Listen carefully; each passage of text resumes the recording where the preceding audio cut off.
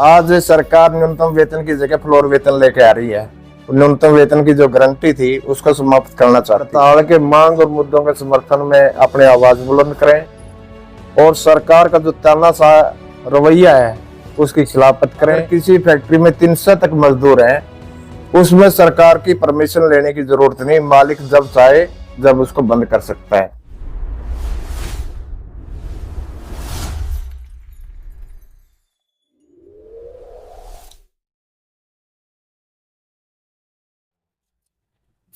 नमस्कार दोस्तों, मैं कुलदीप सिंह आज फिर हाजिर हूं एक और शख्सियत के साथ।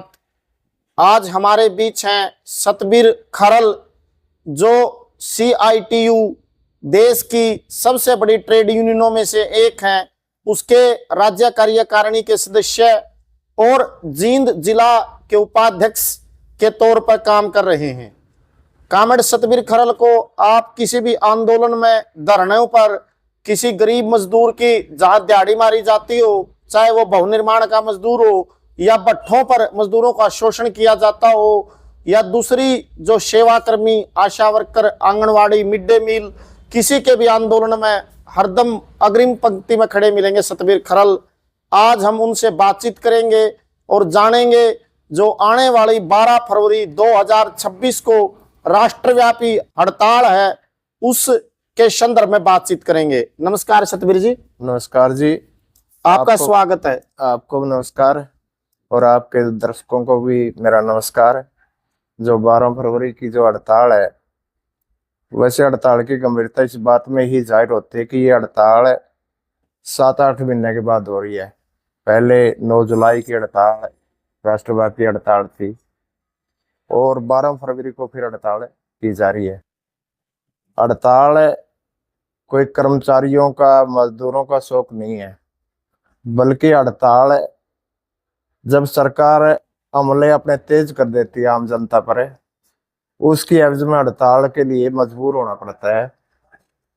आप देखो, जो 12 फरवरी की हड़ताल है और 9 जुलाई की हड़ताल में भी हमारे जो मुद्दे थे, जो लेबर कोड 29 श्रम कानून, आजादी का आंदोलन में, उसके बाद मजदूरों ने लड़के 29 श्रम कानून अस्तित्व में आए और सरकार ने अभी 21 नवंबर को इनको केवल 4 कोड में तब्दील कर दिया। इनका नोटिफिकेशन भी जारी कर दिया। ये 100 साल की जो कमाई थी मजदूरों की, उस कमाई पर एक झटका में पानी फेर दिया। आप देखो, 1926 में लेबर एक्ट बन गया था, फैक्ट्री एक्ट बन गया था आज़ादी के आंदोलन से पहले, आज़ादी के आंदोलन के चलते ही। उस एक्ट में लिखा गया था, अगर कहीं भी बिजली संचालित कंपनी में, फैक्ट्री में 20 या उससे ज़्यादा मजदूर हैं, अगर मालिक उसको बंद करना चाहता है तो मालिक को सरकार से परमिशन लेनी पड़ेगी और मजदूरों को 1 साल का एडवांस वेतन देना पड़ेगा। अब कर दिया, अगर किसी फैक्ट्री में 300 तक मजदूर हैं, उसमें सरकार की परमिशन लेने की जरूरत नहीं, मालिक जब चाहे जब उसको बंद कर सकता है। न्यूनतम वेतन का कानून बना। आज सरकार न्यूनतम वेतन की जगह फ्लोर वेतन लेके आ रही है। न्यूनतम वेतन की जो गारंटी थी उसको समाप्त करना चाहती है। इसी तरह हमारे जो और अधिकार थे, चाहे हड़ताल करने का अधिकार था, हमारा सामूहिक सौदेबाजी का अधिकार था, तमाम अधिकारों पर डाका डालना चाह रही है। काम के घंटे का अभी कल ही हरियाणा सरकार ने, आपने भास्कर अखबार पढ़ा होगा, उसमें जो दुकानों पर काम करते हैं उनकी एक खबर थी कि अब 9 घंटे के बजाय 10 घंटे काम करना पड़ेगा। 8 घंटे काम, 8 घंटे आराम। पूरी दुनिया में एक आंदोलन था जो 1886 में अमेरिका के शिकागो शहर में लड़ा गया। उसी की कड़ी में, उसी की से प्रेरणा लेके पूरी दुनिया में मजदूरों ने 8 घंटे का कानून बनवाए थे। लेकिन आज फिर सरकार 8 घंटे की बजाय 12 घंटे काम के करना चाहती है, ताकि इस देश का जो बड़ा पूंजीपति है उसको सस्ते मजदूर मिले और उसका शोषण मजदूरों का लगातार वो करते रहे। इस तरह के कानून लेकर आ रही है और उन कानून में लिख दिया, अगर मालिक और मजदूर सहमति से इन कानूनों से बाहर भी आ सकते हैं। यानी जो 12 घंटे है, 12 घंटे से बाहर आ सकते हैं। उनको ये कहा जा रहा है कि मालिक और मजदूर सहमति से अपना आप 14 घंटे काम करवा लो। अगर मैंने काम की जरूरत है, मैं किसी के मालिक के पास जाऊंगा तो मेरी मजबूरी या मालिक कहेगा पहले तो जो ये 4 लेबर कोड है इनसे बाहर आना पड़ेगा। केवल मैं मेरी मजबूरी है, मैं उसको कहूंगा ठीक है जी, मन तो काम करना, आप काम करवा लो, और फिर 12 घंटे की जगह 14 घंटे भी काम लेगा। हम 8 घंटे काम, 8 घंटे आराम, 8 घंटे मनोरंजन जो लोगों ने, मजदूरों ने लड़के बनवाए थे, आज उस पर सब पे पानी फेरा जा रहा है। हड़ताल का पहला मुद्दा ये जो लेबर कोड आए हैं 4, 29 श्रम कानून बहाल किए जाए और लेबर कोडों को रद्द किया जाए, ये हड़ताल का पहला मुद्दा है। दूसरा मुद्दा है जो सरकार आज कर्मचारियों की जो पुरानी पेंशन थी उसको खत्म किया है। अच्छा, एनपीएस की बात करें थे, यूपीएस की बात करें, हम कह रहे हैं कि पुरानी पेंशन कर्मचारियों के लिए बहाल हो, सामाजिक सुरक्षा सबको मिले। बुढ़ापा पेंशन की बात है, हरियाणा में आप देखो, जब हरियाणा का विधानसभा का चुनाव था उस टाइम में लाखों राशन कार्ड नहीं बनाए, लाखों पेंशन नहीं बनाई, लेकिन इलेक्शन के खत्म होने के बाद आज हरियाणा में फैमिली आईडी की इनकम ज्यादा दिखा के बुढ़ापा पेंशन को काटा जा रहा है, राशन कार्डों को काटा जा रहा है। एक मुद्दा इसमें यह भी है। और हमारी मांग यह है कि सामाजिक सुरक्षा के तौर पे 10,000 रुपये पेंशन हर जो 58 साल का, चाहे वो महिला है, चाहे पुरुष है, चाहे वो मजदूर है, चाहे कोई अच्छी खासी आमदनी वाले लोग भी हैं, उनको भी सबको सामाजिक सुरक्षा मिलनी चाहिए और 10,000 रुपये मासिक मिलनी चाहिए। ये हड़ताल की हमारी मांग है। हमारी हड़ताल की ये भी मांग है कि जो सरकारी खाता में जो काम कर रहे हैं लोग, चाहे वो गांव का चौकीदार है, फॉरेस्ट का मजदूर है, चाहे आप देखो इसमें आंगनबाड़ी है, आशा वर्कर है, गांव का सफाई का कर्मचारी है, नहीं जो तमाम सरकारी खाता में जो लोग काम कर रहे हैं उनको न्यूनतम वेतन 26,000 रुपये, जो 26,000 रुपये तो हमारी जो मांग थी वो मांग बहुत पुरानी मांग होगी, बल्कि अब 30,000 रुपये की मांग आ रही है। क्योंकि न्यूनतम वेतन का एक पैमाना है इस देश में। न्यूनतम वेतन ये नहीं है कि मैंने कह दिया कि 30,000 रुपये मिलने चाहिए, उसकी एक गणना होती है। और गणना इस रूप में होती है, पहले 5 सदस्यों की एक इकाई सरकार मानती थी, लेकिन जब से मोदी की सरकार आई है कहे 5 सदस्य नहीं 4 सदस्य होंगे, और 4 सदस्यों को उसमें कुछ चीजें शामिल की गई थी। जब न्यूनतम वेतन का कानून बना, एक आदमी ने 2500 कैलोरी भोजन चाहिए, उसमें साफ लेकर के इतनी दाल चाहिए, इतना दूध चाहिए, अंडा चाहिए, आटा चाहिए, सब्जी चाहिए, फल चाहिए, वो पूरा चार्ट है। अगर 2500 कैलोरी भोजन लेना है, अगर 4 सदस्य है 2500 कैलोरी भोजन ले, आज महंगाई के समय में एक आदमी ने कम से कम 150 रुपये हर रोज खाने के लिए चाहिए। अगर 4 सदस्य परिवार में 600 रुपये चाहिए, भी ना के 18,000 चाहिए। और एक परिवार ने 72 मीटर कपड़ा, 72 मीटर कपड़ा एक परिवार के लिए जरूरत है साल में। अगर 50 रुपये मीटर भी आप लावा, 3.5 पौने 4,000 का कपड़ा हो गया, ये 22,000 रुपये तो यही हो गए। फिर उसने ईंधन चाहिए, बिजली चाहिए, इसमें बालकों की पढ़ाई और बूढ़ा की दवाई का खर्च नहीं है। केवल जिंदा रहने के लिए आज एक परिवार ने 30,000 रुपये की जरूरत है। हम कहें न्यूनतम वेतन कम से कम, जितने भी सरकारी खाता में काम कर रहे हैं लोग, उनको न्यूनतम वेतन मिले और सरकार इस बात की गारंटी करे कि उनकी नौकरी, जैसे अब तो सरकार ने एक, पहले तो ठेकेदारी के तहत काम करवाती थी, अब तो सरकार ही ठेकेदार होगी। जो हरियाणा कौशल विकास निगम है उसको लेकर आएगी, एक ऐसा महकमा बना दिया जो कच्चे कर्मचारियों का है और महकमा पक्का है। हम ये कह रहे हैं कौशल के तहत नहीं, बल्कि जिसकी सर्विस अभी हाईकोर्ट ने भी फैसले दिए हैं, लगातार 30 तारीख का सही फैसला है। जो भी लोग 2 साल पूरे करके उसे, हाईकोर्ट ने तो अभी जो पिछले 10 साल के जितने भी कर्मचारी उनको सबको पक्का करने के कहा है, लेकिन पहले भी ये होता रहा कि 240 हाजिरी जिसकी भी हो जाती उसको पक्का कर दे दी सरकार है। हाई कोर्ट ने भी अब लगातार 2-3 फैसले देश में सफाई कर्मचारी भी है, फॉरेस्ट के मजदूर भी हैं, वे जिसकी सर्विस 10 साल से आप कच्चा रह रहे हो और कम से कम उनकी पक्का कर दो, और उनके जितने भी लाभ हैं, उन लाभ उनके जो भी बनते हैं, चाहे वो ग्रेजुएटी की बात है, चाहे वो उनका पछला जो बकाया है, एरियर वगैरह, वो दो। हाई कोर्ट का आदेश है, लेकिन सरकार उसको मानने के लिए तैयार नहीं है, अब सुप्रीम कोर्ट में चली गई है। हम कह रहे हैं इस तरह की जो सरकार कर रही है लोगों के साथ, मजदूरों के साथ, इन तमाम बातों का विरोध इस 12 तारीख की हड़ताल में होगा। आप देखो किसानों के साथ क्या किया। ये सरकार एक ऐसी सरकार है जिस सरकार ने कोई भी वर्ग है, चाहे वो महिला है, चाहे पुरुष है, चाहे किसान है, चाहे मजदूर है, चाहे छात्र है, चाहे नौजवान है, आप जिसकी बात करोगे, तमाम मजदूरों को, तमाम किसानों को प्रताड़ित किया हुआ है। अभी किसानों ने एक आंदोलन पिछले 5 साल पहले लड़ा था 3 काले कृषि कानूनों को लेकर। आज फिर 750 लोगों की कुर्बानी होने के बाद प्रधानमंत्री ने बेकायदा माफी मांगी और माफी के बाद एक लिखित में आश्वासन दिया, हम आपकी जो मांग है, जो डिमांड है, उन पे विचार करेंगे, चाहे न्यूनतम समर्थन मूल्य की बात तो 3 काले कानून वापस ले लिए थे।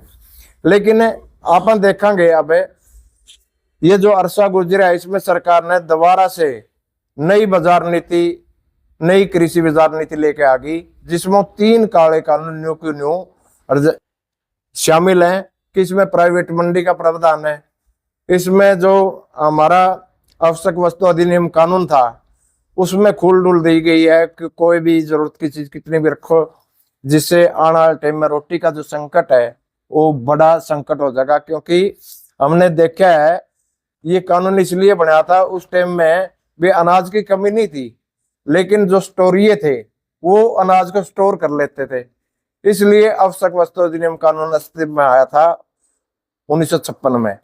आज उसको पूरी छूट दी जा रही है, बड़े बड़े गोदाम बनाए जा रहे हैं। आप देखो अडानी के कितने साइलो वगैरह लग गए हैं, आज अनाज को इकट्ठा किया जा रहा है।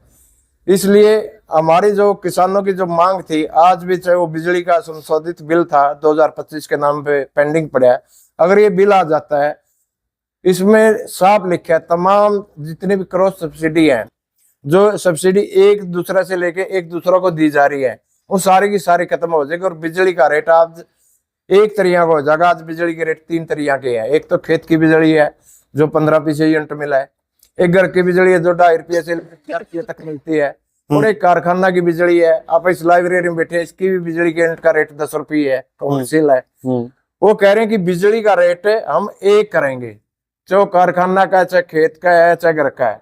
अगर इस तरह का ये बिल आ गया, उसमें स्मार्ट मीटर की भी बात है, अगर स्मार्ट मीटर भी इसमें शामिल है तो आज तो मजदूर किसान जो 2 महीना में, 4 महीना में, 6 महीना में जो भी होता है बिल भरते हैं, लेकिन उसमें तो पहला रिचार्ज कराना पड़ेगा। ये बिजली छीनने का एक हथकंडा है। हम इस बिल का विरोध करते हैं कि जो बिजली बिल का संशोधित बिल है वो वापस लिया जाए। इस हड़ताल की प्रमुख मांग में, इस हड़ताल में इस बात का जो भी जिक्र है, जो अभी सरकार ने परमाणु ऊर्जा के नाम पर है प्राइवेट कंपनियों को छूट दे दी है, जिसमें शांति का नाम पे एक कानून अस्तित्व में आया है, और उसमें अडानी ने उत्तर प्रदेश में इस पे काम भी शुरू कर दिया है। अब तक का क्या था कि परमाणु ऊर्जा केवल सरकारी क्षेत्र में थी, क्योंकि इसके खतरे बहुत हैं। आप कहोगे कि उत्तर प्रदेश में काम शुरू करे, हरियाणा में क्या चिंता है? हरियाणा में उसका पानी, उत्तर प्रदेश से हवा, सारी चीजें आ रही है। अगर उसमें थोड़ा बहुत भी कोई भी घटना घट गई तो बहुत बड़ा नुकसान आसपास की आबादी में हो जाएगा। हमने देखा पश्चिम जापान में भी इस तरह की घटना घटी थी। और जितने विकसित देश हैं, तमाम विकसित देश आज परमाणु ऊर्जा से बिजली नहीं बना रहे, वो अपना माल, अपनी भट्टियां यहाँ बेचना चाहते हैं, और हमारी सरकार उनको लेने के लिए तैयार है। इस और प्राइवेट को दे दी। इसमें जो जुर्माना का प्रावधान भी था, वो जुर्माना का प्रावधान भी बहुत कम है। इसमें कहे कि हम 15,000 करोड़ रुपये प्रावधान रखेंगे अगर कोई इस तरह का एक्सीडेंट हो गया। जापान में आज से 30-40 साल पहला भी 10,000 करोड़ रुपये का आसपास खर्च हुआ था, लेकिन वो भी पूर्ति नहीं हुई थी लोगों की। इसको हम कह रहे हैं कि ये परमाणु ऊर्जा का जो क्षेत्र है, इसको सरकार अपने पास रखे और प्राइवेट को न दे, क्योंकि ये हमारी जिंदगी का भी सवाल है। इसके अलावा आज सीड बिल की बात है किसानों के लिए वो भी आ गया। सीड बिल ऐसा बिल है जो किसान 1966 में जो बिल बना था सीड बिल, हम भी कह रहे थे कि इसमें बदलाव हो, बीज विधेयक हम भी कह रहे थे। लेकिन अब 3-4 कमेटियां बनी, उनकी रिपोर्टें आई, उनकी किसी की रिपोर्ट नहीं मान के एक बीज बिल ऐसा लिया है और उसमें प्रावधान कर दिया कि किसान सर्टिफाइड बीज बोएगा। और सर्टिफाइड बीज है, हमारी जितनी भी यूनिवर्सिटियां हैं, 28 यूनिवर्सिटियां हैं एग्रीकल्चर की, वो तमाम यूनिवर्सिटियां बंद पड़ी है। उसकी सर्टिफाइड कौन कराएगा बीज ने? उन कंपनियां के जो भी मालिक हो सर्टिफाइड करके मोहर लगा के हमें देंगे और वो ही बोना पड़ेगा। घर का बीज है, किसान नहीं बो सकता। हम कह रहे इसका वापिस लिया जाए। ये तमाम सारे सवाल हैं। अभी टैरिफ का सवाल है अपने सामने है।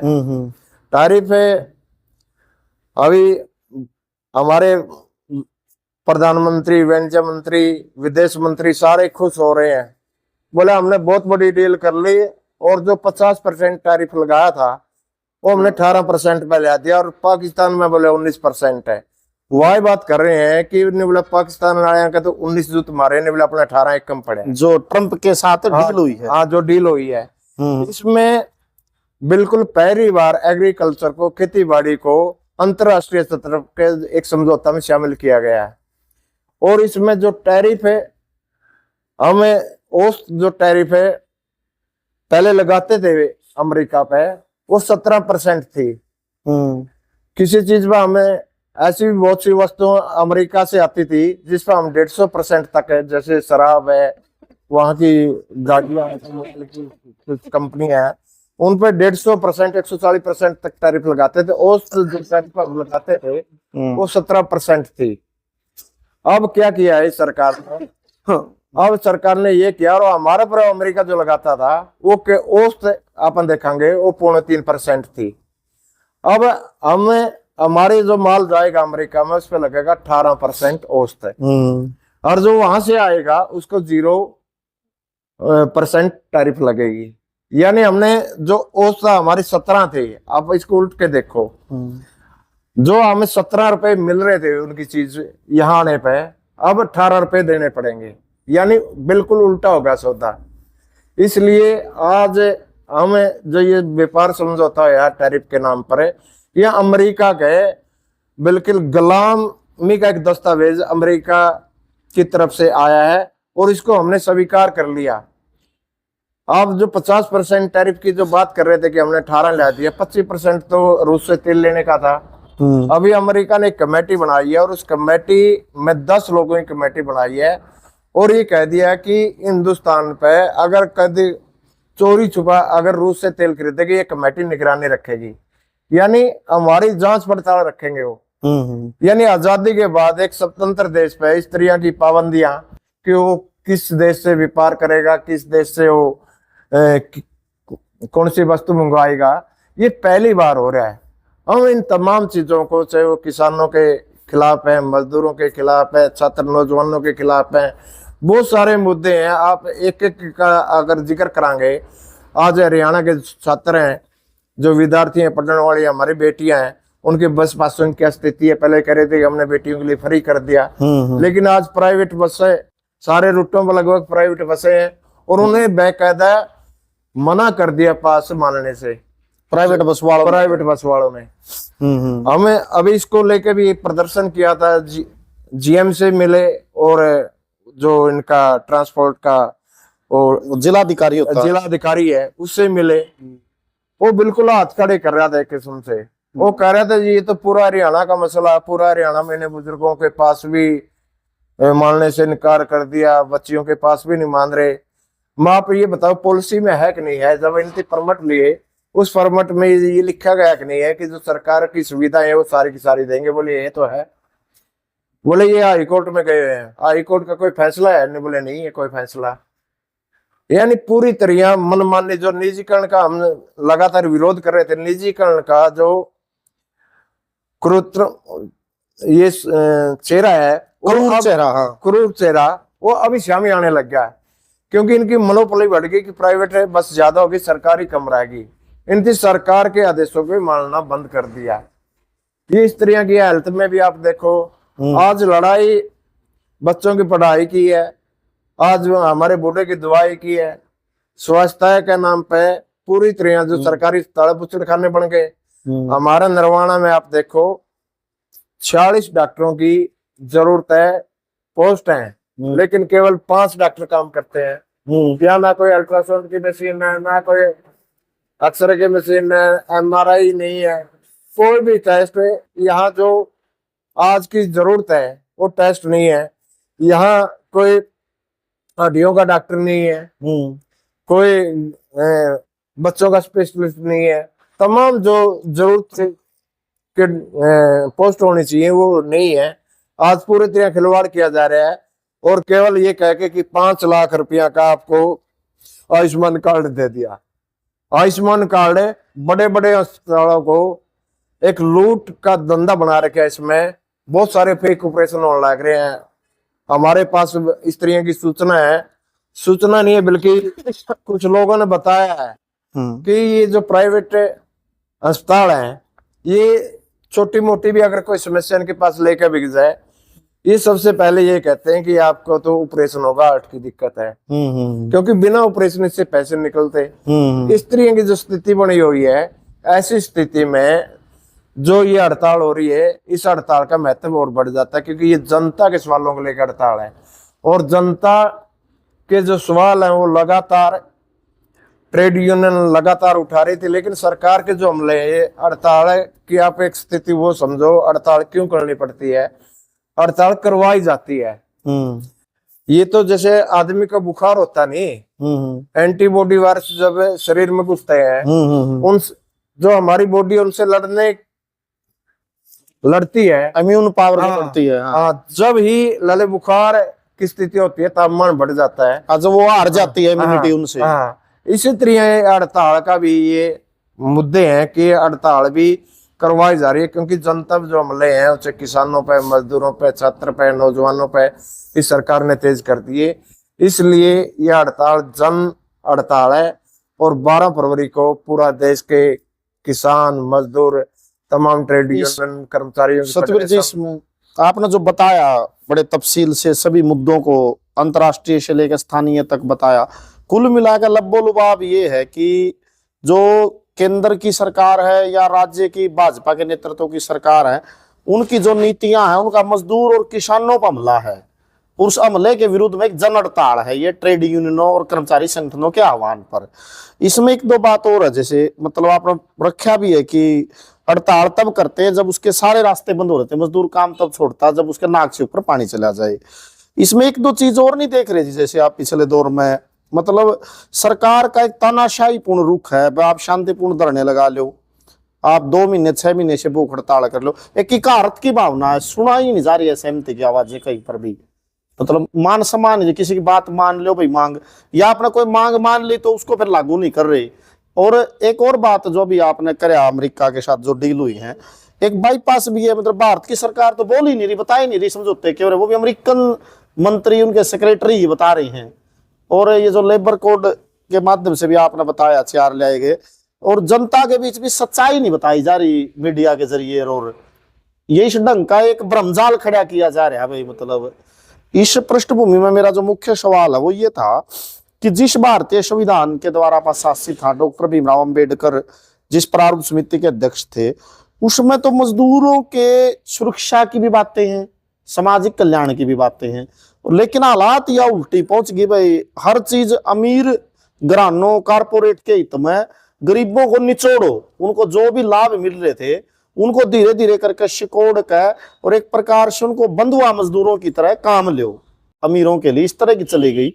इसका क्या कारण है कि जो अपनी आज मौजूदा सरकार है, ये मतलब भयानक रूप से गरीब विरोधी क्यों बन गई? जो मतलब लगातार जो आप ही कह रहे हो, जो इनके विधेयक आ रहे हैं, नीतियां आ रही है, जो वो गरीबों को पीस रही हैं, जबकि संविधान तो ये कह रहा है मतलब गरीब आदमी को ऊपर उठाओ, ऐसे उसमें प्रोविजन भी है। इसका मूल कारण क्यों मानते हैं? सरकार गरीबों की तो गिट्टी दबा रही है और अमीर घरानों का फायदा कर रही है। इसके पीछे की क्या कहानी है जी?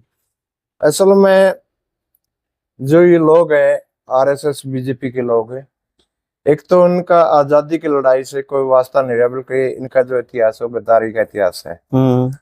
और इन्होंने तो इनका जो विचारक है एडगर, उसने एक किताब लिखी थी, जो ये पूंजी है केवल 5% लोगों के पास होनी चाहिए, बाकी लोग तो धंधा पिटने वाले होने चाहिए, संपत्ति लोगों के पास नहीं होनी चाहिए। और उसी लाइन पर चल के आज ये जितनी भी पॉलिसियां हैं ये लेके आ रहे हैं कि लोगों को निचोड़ा जाए और लोगों के पास जो कुछ भी है वो बड़े पूंजीपति को दिया जाए। आप तमाम क्षेत्र में देख लो, जिस तरह की सरकार की पॉलिसी है वो गरीब विरोधी है, मालिक परस्त है सबकी सब पॉलिसियां। आप जो अडानी अंबानी की जो संपत्तियां वो कैसे बढ़ रही हैं, बल्कि उनको तो एक कमा के खाने वाला तो पैर में छिंका लाया जा रहा है और उनके मोह मोह गिरा जा रहा है। इस तरह की स्थिति है। जो तानाशाही की बात है, ये हिटलर के पुजारी थे। हिटलरवादी सोच है कि संविधान तो इनकी कदम मानना नहीं, संविधान तो की तो इनकी कापियां जलाई, संविधान में तो इनकी कहा है कि ये तो हम तो मनुस्मृति को ही संविधान मानते हैं, ये तो लोग हैं। संविधान में तो इनकी कभी आस्था रही नहीं, संविधान के तो विरोधी रहे हैं। भीमराव अम्बेडकर के भी इनके पुतले फूके, संविधान की कापियां फूकी है, तिरंगा झंडा का अपमान किया है। लेकिन आज स्थिति है कि ये देशभक्ति का प्रमाण पत्र लोगों को बांट रहे हैं, क्योंकि राज सत्ता और पूरा तरह का जितना का सिस्टम है, सिस्टम पे इनकी पूरी तरह कब्जा कर लिया है। आप देखो जितने भी, चाहे वो मीडिया का सवाल है, चाहे वो हमारी कोर्टों का सवाल है, अभी यूजीसी पे क्या हुआ, यूजीसी पे अभी जो पहले 2012 में एक कानून आया था और 2-3 घटना उसके बाद घटी, चाहे वो रोहित वेमुला की बात हो, उसके बाद कुछ माताएं बहनें वहां गई, वैसे इस तरह की जो स्थिति, इसको कैसे काबू पाया जाए। जो सूर्यकांत हमारा आज सुप्रीम कोर्ट का सबसे बड़ा जज है, सीजीआई है, उसने एक फैसला दिया है कि इसको सख्त बनाया जाए। अभी सरकार कुछ नियम लेकर आई और उन नियमों में सरकार द्वारा प्रायोजित उन नियमों के खिलाफ प्रदर्शन करवाए गए पूरा देश में। और फिर वो जज, जिस जज ने निर्देश देते कि ये नचिल्ले हैं, इनको बदला जाए, वो ही कह रहा है कि 2012 वाले ही ठीक है, इन पर रोक लगाई जाती है। यानी समाज में जो तानाशाही है वो इस रूप की एक विपक्ष और पक्ष का जो काम ये कर रहे हैं, एक तरफ तो आज दूसरे वर्गों को उभारा जा रहा है कि सारा खतर कर रहे थे हम, तो ये सुप्रीम कोर्ट ने रोक लगा दी, वो आज बीसी के लोग प्रदर्शन कर रहे हैं, पहले जनरल के लोग, मतलब जातियों की नामबंदी करके लोगों को लड़ाया जा रहा है। जाति का नाम पे, धर्म का नाम पे लोगों को लड़ाया जा रहा है। उनके मूल मुद्दे, जो मूल सवाल हैं, जिंदगी के सवाल हैं, उनके पेट के सवाल हैं, उनको नंबर 2 पे भेजा जा रहा है। और इस सरकार का मुख्य मकसद है इस देश में पूंजीवादी जो सिस्टम है उसको मजबूत करना है और कुछ यारों का इन्होंने फायदा करना है।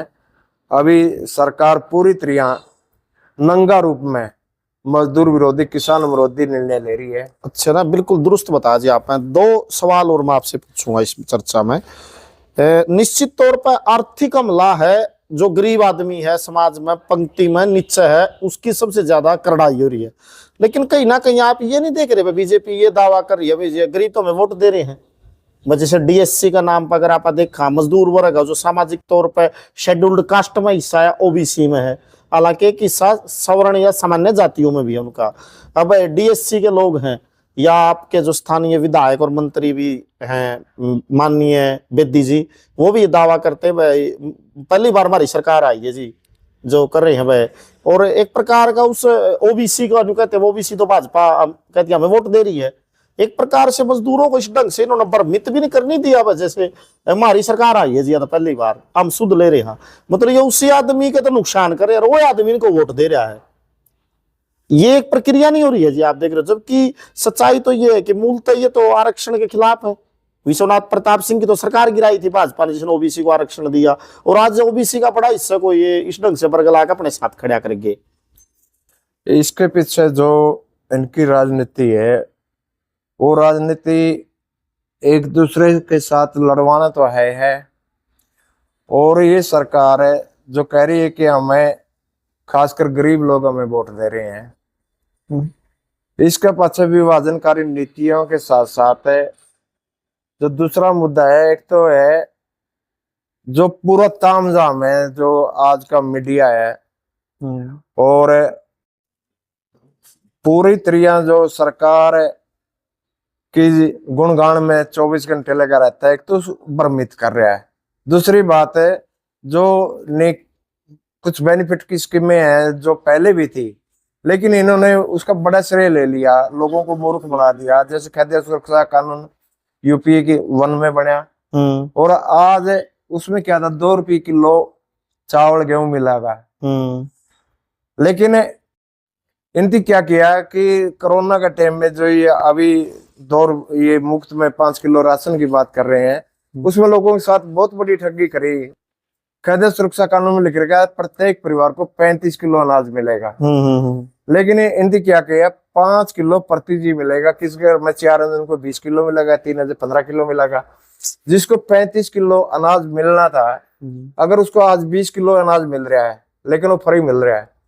लेकिन 15 किलो जो गेहूं उसने बाजार में से लानी पड़ रही है, उसकी कीमत आप लगाओ तो उसके साथ 300-400 रुपया का फ्रॉड किया है उस मजदूर के साथ भी।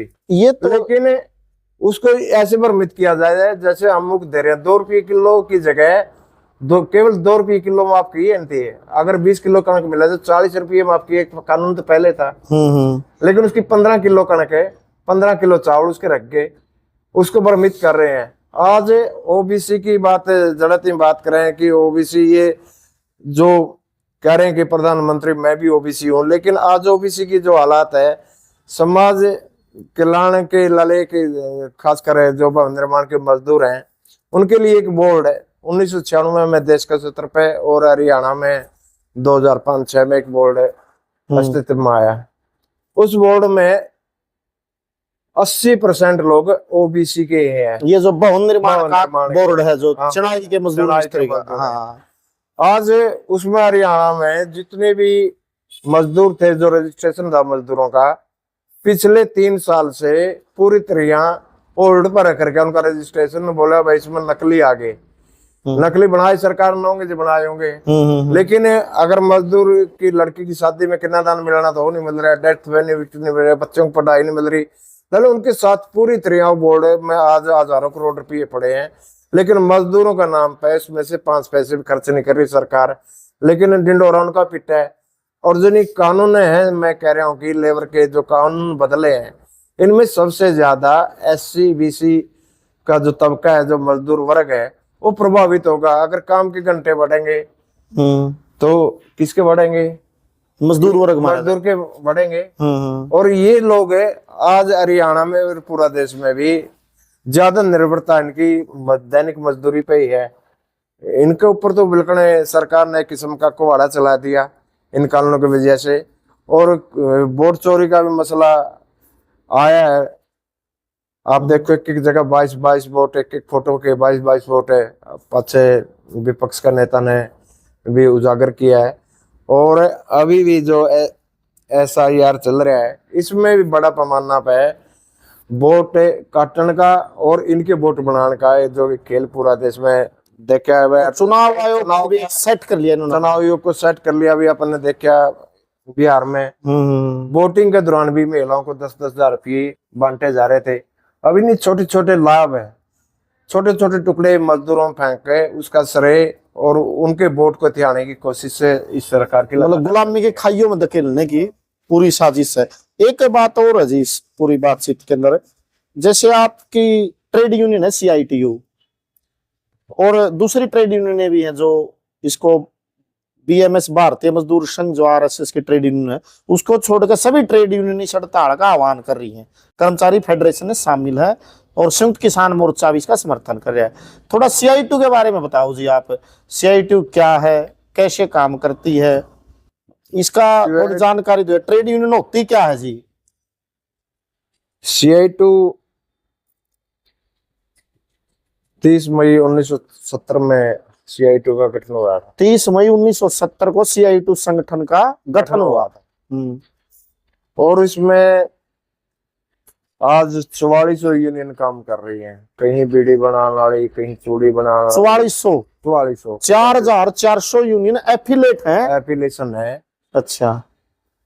यूनियन ने ये असल में जो CI2 है, CI2 की अपने आप में कोई मेंबरशिप नहीं, इसकी एफिलेशन जिन संगठनों की मेंबरशिप होती है, जैसे हमारे स्कीम वर्कर है, मिड डे मील वर्कर है, आशा वर्कर है, आंगनबाड़ी वर्कर है, ग्रामीण चौकीदार है, भवन निर्माण के मजदूर हैं, फॉरेस्ट के मजदूर हैं, इस तरह की तमाम यूनियनें जो अपने धंधा के हिसाब से संगठित हैं, उनकी एफिलेशन है CI2 के साथ। और आज मैंने बताया कि 4400 यूनियन पूरा देश में, छोटी छोटी यूनियन है, कोई एक जिला की है, कोई 2 जिले की है, कोई स्टेट का सत्र की है, कोई देश का सत्र की है, इस तरह 4400 यूनियन CI2 से एफिलेशन रखती हैं। और CI2 बहुत मजदूरों के बहुमत एरिया है जिसको कवर करता है। और मजदूरों की जो भी मांग और मुद्दे हैं, जो असली जो लड़ाई है, उस लड़ाई में, क्योंकि CI2 का मानना है कि संविधान में लिखा गया शोषण मुक्त समाज का निर्माण CI2 का लक्ष्य है। एक ऐसा समाज बने जिसमें आदमी द्वारा आदमी का शोषण ना हो, और एक देश द्वारा दूसरा देश का शोषण ना हो, यानी शोषण मुक्त समाज का निर्माण की दिशा में CI2 काम कर रही है। और तमाम जितने भी मजदूरों के मांग मुद्दे हैं, उनको लेकर लगातार संघर्ष में है। तमाम तरह की कुर्बानियां CI2 को लोगों ने, चाहे आप भट्टा का आंदोलन में देखो, दूसरे जो आंदोलन है, उन आंदोलनों में CI2 के लोग हैं। ये नहीं देखते कि पूरी पक्षधरता के साथ है, मजदूर वर्ग के हक में खड़े होते हैं। मजदूर का हक में खड़े होते हैं। और ये लड़ाई पूरा देश में चली। हरियाणा में आपकी कौन कौन सी यूनियन है CI2 की? जो राज्य स्तर की यूनियन, हमारी फॉरेस्ट की यूनियन है, वन मजदूर यूनियन। हाँ। अच्छा। और आंगनबाड़ी की, anganwadi worker helper union, helper union है, आशा वर्कर की यूनियन, आशा वर्कर की है, ग्रामीण सफाई कर्मचारी, ग्रामीण चौकीदार सभा और सफाई कर्मचारी यूनियन। और ये हमारी जो यूनियन है, ये यूनियन है राज्य स्तर की यूनियन है। अच्छा। लेकिन इससे अलावा डिस्ट्रिक्ट के लेवल की कुछ यूनियन है, जैसे रेडी पट्टी की यूनियन है। अच्छा। अच्छा, एक बात और जी कामड़ जी, ये जो पिछले सालों की बड़ी आपकी लड़ाइयां, संघर्ष CI2 की उपलब्धियां क्या रही, कुछ इस पर थोड़ी रोशनी डालो। जो आज हमें अभी जिक्र कर रहे थे कि श्रम कानूनों को लागू करवाने में और इनको बनवाने में, आप देखो, आजादी का आंदोलन से पहला हमारे संगठन थे, मजदूरों के संगठन थे, इंटक का रूप में, एटक का रूप में, इंटक का रूप में, हम एटक में थे। एटक की लड़ाई, तमाम जो श्रम कानून अस्तित्व में आए, उनको बनवाने में एक बहुत बड़ी लड़ाई, एक बहुत बड़ी भूमिका हमारी रही है। ये उपलब्धि का तौर पे था। आज जो उपलब्धियों को खत्म किया जा रहा है, इसलिए हम इनके खिलाफ लड़ रहे हैं। बहुत सारी उपलब्धियां हैं। उपलब्धियां तो आप देखो, आशा वर्कर का आंदोलन देखो, आंगनबाड़ी आज 35 साल का महकमा हो गया। आंगनबाड़ी 100 रुपये में लग गई थी, आज 12-13 हजार रुपये जो इनकी वेज है, वो संघर्ष के दम पर है, सरकार से लड़े और वेज बढ़ा। और आज पूरा देश में, अगर हरियाणा की बात करोगे, आंगनबाड़ी का, केरल को छोड़कर, आंगनबाड़ी का, मिड डे मील का और आशा वर्कर का जो वेज है, केरल को छोड़कर बाकी देश में अव्वल नंबर पे है, 1 नंबर पे है। क्योंकि यहाँ संघर्ष ज्यादा हुए और उन संघर्षों की बदौलत यहाँ की सरकार को झुकना पड़ा और इनके वेतनों में, मानदेयों में वृद्धि करनी पड़ी। भट्टा के मजदूर हैं, भट्टा के मजदूरों की जो लड़ाई शुरू हुई थी, वो हुई थी सरकारी रेट से। बस सरकारी रेट लागू करो, मालिक सरकारी रेट लागू नहीं करते थे। लेकिन यूनियन बनी, यूनियन में 2 साथियों ने कुर्बानी भी दी। उसके बाद भट्टा के मजदूर अपना मांग पत्र देते हैं और उस पर मजबूर करते हैं मालिकों को बातचीत करने के लिए और अपना नया रेट तय करवाने के लिए। ये उपलब्धि के तौर पे बहुत सारी चीजें हैं जिसको बोर्ड बनवाने की बात है, जो बोर्ड बना भवन निर्माण का, आज ये लड़ाई का हिस्सा था। और देश का 70वें भी, हरियाणा का 70वें बोर्ड बना। लेकिन सरकार जो बनता है उसको सबको छीनना के मनरेगा की बात है आपने नहीं की।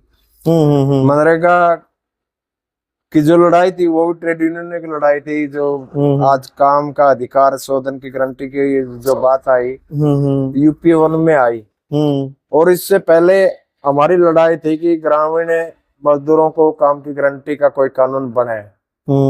और वो कानून 2005 में अस्तित्व में आया, शोधन की काम की गारंटी का।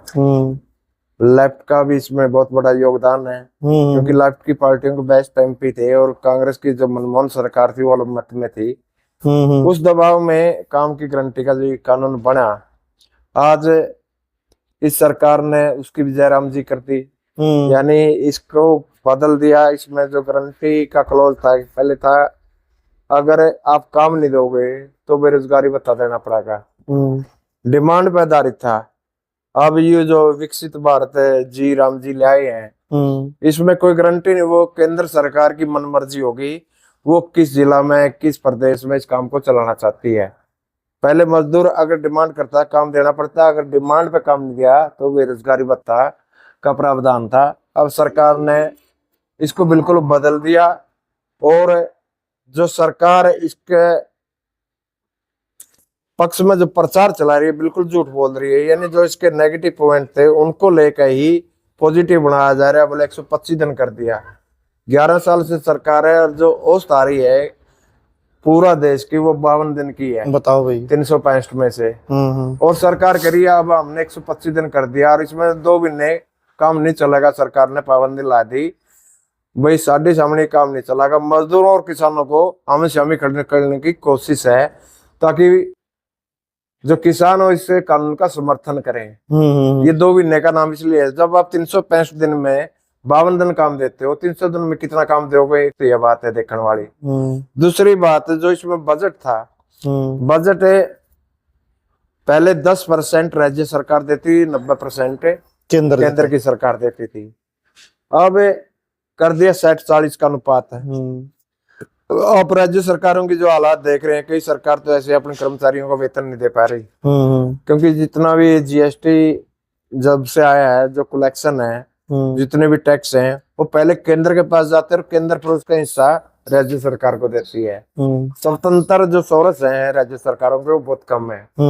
आज 40% लगा दिया, जो 10% ही देना जिस सरकार में मुश्किल हो रहा था वो 40% कैसे दे देगी। इसका मतलब वहां काम नहीं चलेगा।